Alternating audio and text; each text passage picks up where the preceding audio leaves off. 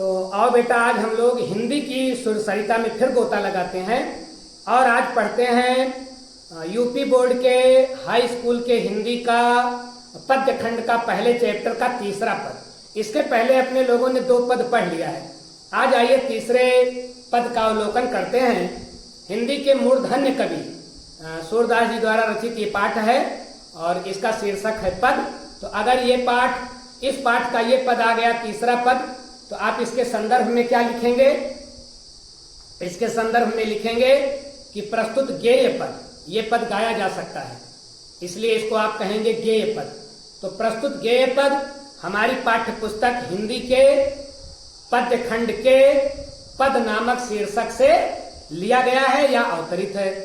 इसके रचयिता हिंदी साहित्याकाश में सूर्य की भांति चमकने वाले, इसके रचयिता हिंदी साहित्याकाश में सूर्य की भांति चमकने वाले, भक्ति काल के, सगुण शाखा के, कृष्णाश्रयी धारा के अनन्य कवि सूरदास जी हैं। ये हो गया इसका संदर्भ।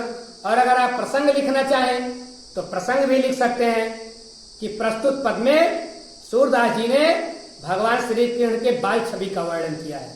बाल छवि का तो सूरदास जी ऐसा वर्णन करते हैं कि बाल छवि के वर्णन की अपनी क्षमता के कारण ही भारतीय विद्वानों ने इनको कह दिया सूर सूर, तुलसी शशि।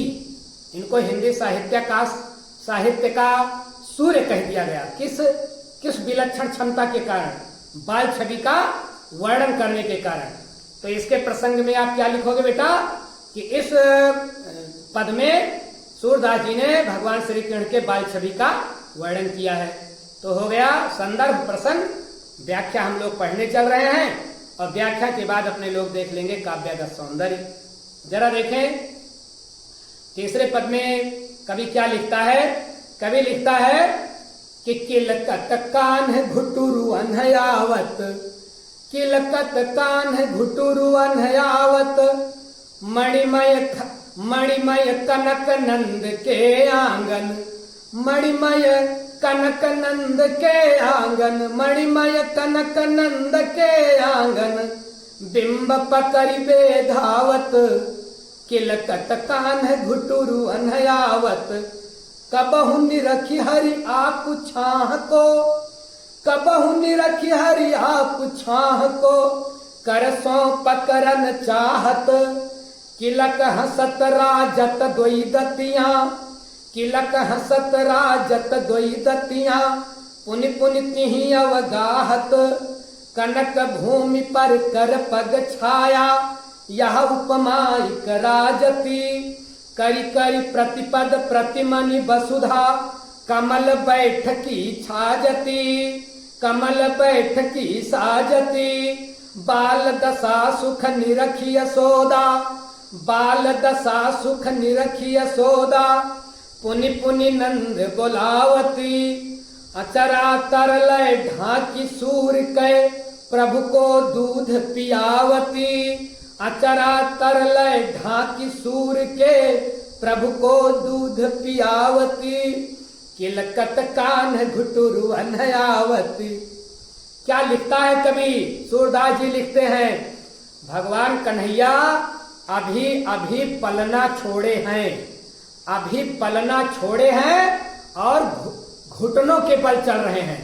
बच्चे जब अपनी चारपाई और पलना छोड़ करके चलना शुरू करते हैं तो हाथ पैर दोनों की मदद से चलते हैं। उसको बोलते हैं बकैया चलना। तो बकैया अभी चलना सीखे ही हैं। उस छवि का देखें कि क्या वर्णन करते हैं सूरदास जी। किलकत कान्ह घुटुरु अनहयावत, ये बकैया अपने घुटनों के बल कन्हैया आ रहे हैं। और कैसे आ रहे हैं? किलकत, किलकारी मार मार करके आ रहे हैं।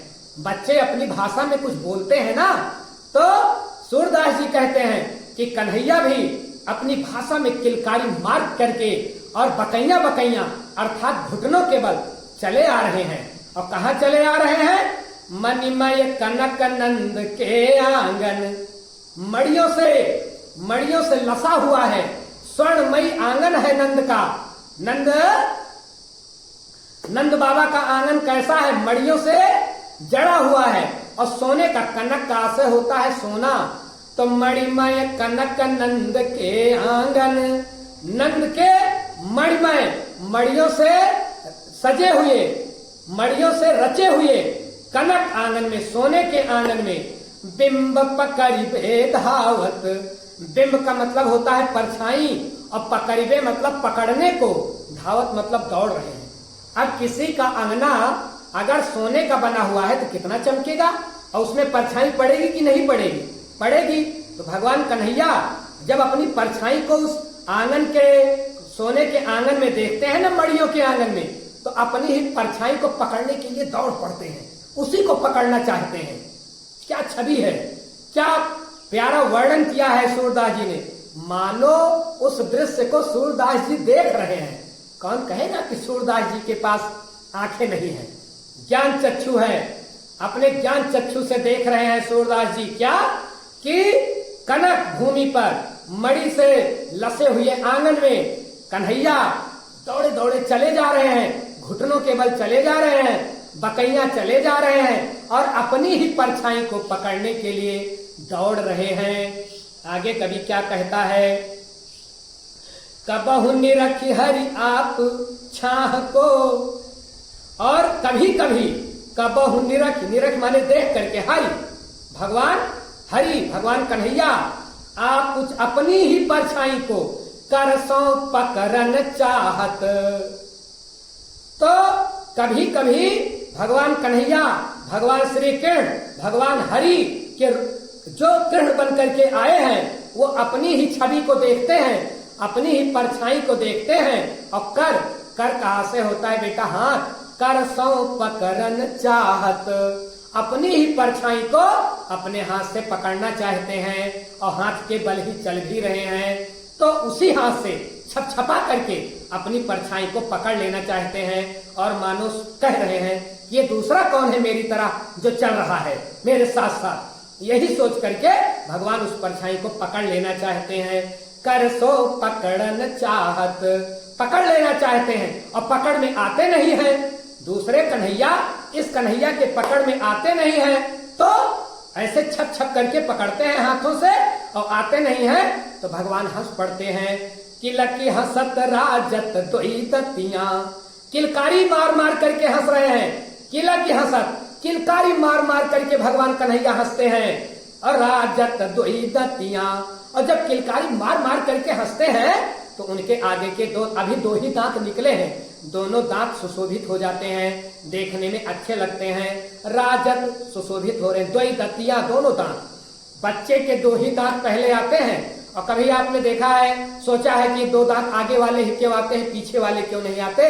चाहिए तो ये कि पहले पीछे वाले दांत आए ताकि कुछ खाने वाने में मदद मिले। आगे वाले दांत तो ज्यादा खाने में मदद भी नहीं करते। ये आगे वाले दांत क्यों निकल पड़ते हैं बच्चों के पहले? आगे वाले दांत से काटा जाता है। तो बच्चे जब थोड़ा बड़े होते हैं और कोई परेशान करता है तो बताइए किस अस्त्र का प्रयोग करते हैं? अपने आगे वही दांत, जो दो दांत निकले रहते हैं उसी से काट खाते हैं। मम्मी कुछ हरकत करती है उसी दांत से काट खाते हैं। मम्मी हैरान करती हैं, पापा हैरान करते हैं, भैया हैरान करते हैं, दीदी हैरान करते हैं, वही दो दांत उनके अस्त्र है, उसी से। इसीलिए दो दांत भगवान पहले निकालते हैं आगे वाले। तो किलकी हंसत राजत दोई दतिया, किलकारी मार मार करके भगवान कन्हैया हंसते हैं और दोनों दांत अच्छे लगते हैं, सुशोभित होते हैं। अब पुनि पुनि ते ही अवगाहत, पुनि पुनि पुनरुक्त अलंकार, पुनि पुनि और पापा आ रहा है, अनुप्रास भी, पुनरुक्त भी, शब्दों की पुनरावृत्ति हो रही है।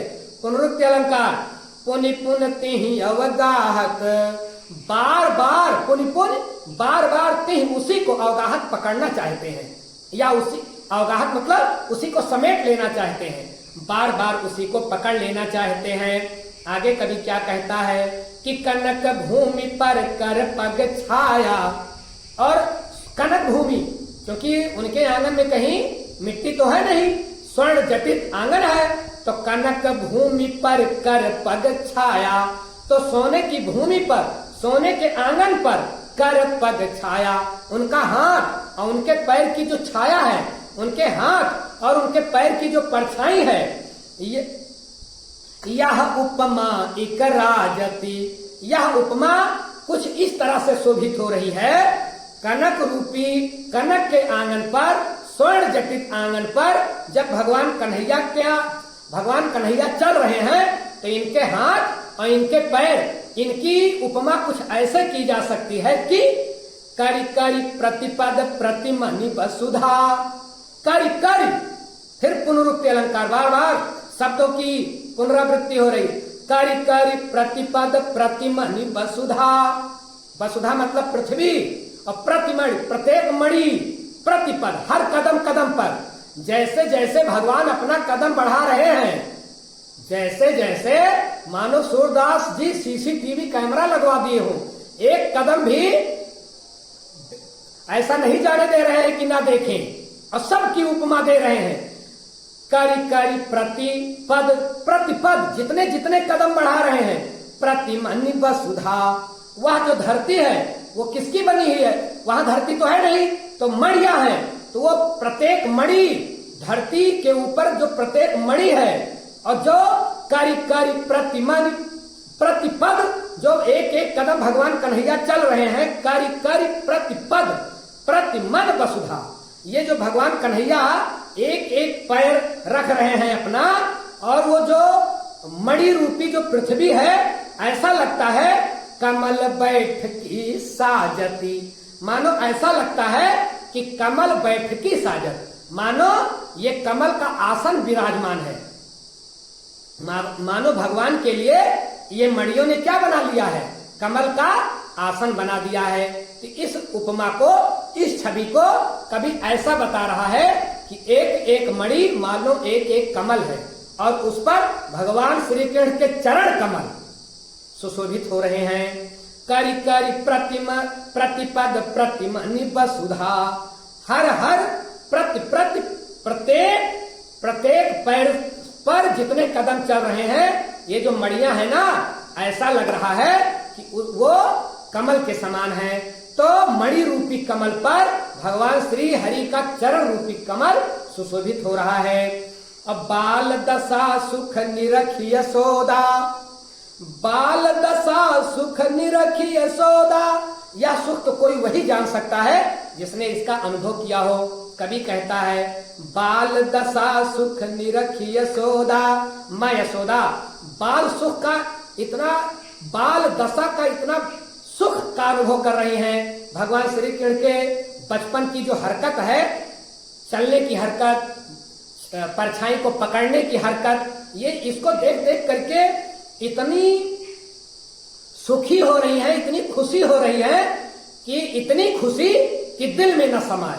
कभी कभी अपने लोगों को इतनी खुशी मिल जाती है वो दिल में समाती ही नहीं है, तो हम किसी और को बताते हैं कि ये मिला है मुझे, ये मिला है। जैसे आपको अभी कोई बहुत बड़ी चीज मिल जाए तो आपको समाएगी नहीं जब तक आप 4 लोगों से बता नहीं देंगे।